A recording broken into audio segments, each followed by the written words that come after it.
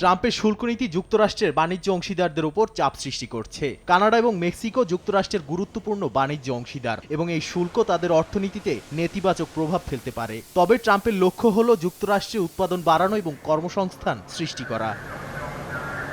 এরই পরিপ্রেক্ষিতে স্থানীয় সময় মঙ্গলবার থেকে মেক্সিকো ও কানাডার ওপর 25% শুল্ক আরোপ কার্যকর করা হবে। সোমবার এক বিবৃতিতে একথা জানান মার্কিন প্রেসিডেন্ট ডোনাল্ড ট্রাম্প। এছাড়া পারস্পরিক শুল্ক 2 এপ্রিল থেকে কার্যকর করা হবে বলেও তিনি জানান। ট্রাম্প বলেন, মেক্সিকো এবং কানাডার সঙ্গে আলোচনার আর কোনো সুযোগ নেই এবং শুল্ক কার্যকর হওয়া নিশ্চিত। তিনি আরো বলেন, শুল্কের মাধ্যমে যুক্তরাষ্ট্রে কারখানা স্থাপন করতে বাধ্য করা হবে, যা মার্কিন অর্থনীতির জন্য উপকারী। এর আগে মেক্সিকোর প্রেসিডেন্ট ক্লডিয়া শেনবাম বলেন, ট্রাম্পের শুল্ক আরোপের পর বেশ কয়েকটি পরিকল্পনা আছে তার। মেক্সিকো যুক্তরাষ্ট্রের সঙ্গে আলোচনা চালিয়ে যাচ্ছে এবং সীমান্ত নিরাপত্তা ও ফেন্টানিল প্রবাহ বন্ধ করার জন্য পদক্ষেপ নিচ্ছে। এছাড়া কানাডার প্রধানমন্ত্রী ট্রুডো বলেছিলেন, মার্কিন শুল্ক আরোপের প্রতি শক্তিশালী দ্ব্যর্থহীন আনুপাতিক প্রতিক্রিয়া থাকবে তার দেশের।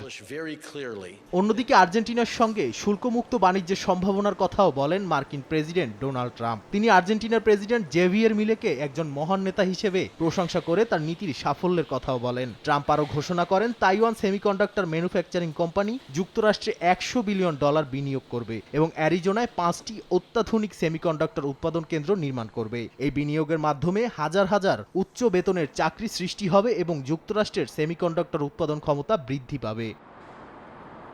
নাদিম মারজান, সময় সংবাদ।